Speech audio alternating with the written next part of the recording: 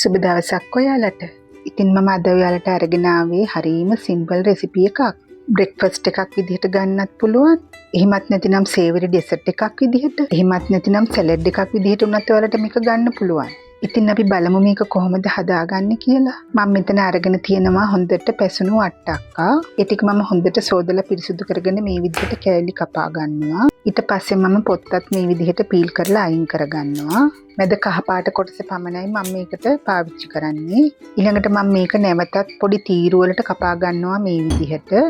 අපි කියන්නේ ජූලියන් ක්‍රමයට කියලා. ඒ විදිහට තමයි මම මේක කපා ගන්නේ.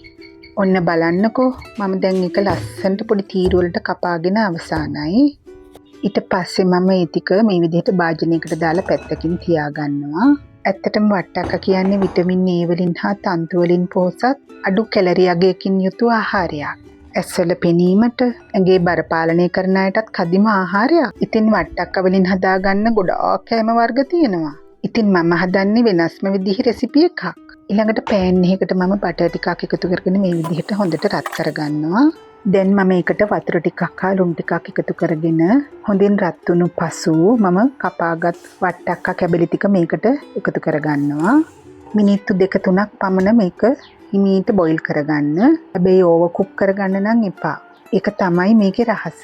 මේ බලන්නකෝ මේ ගානට කුක් වුණාම හොඳටම ඇති. දැන් මම මේක ලිපෙන් අයින් කරගෙන වතුර ටික මේ විදිහට පෙරාගෙන අයින් කරගන්නවා.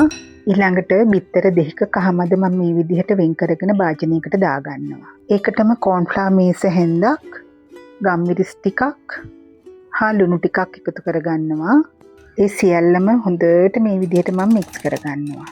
හොඳට මික්ස් වුණාට පස්සේ මම ඒකට එකතු කරගන්නවා මුදවපු කිරි වලින් මේස හැඳි 3ක්. ඒකත් මේ විදිහට හොඳට මිශ්‍ර කරගන්න.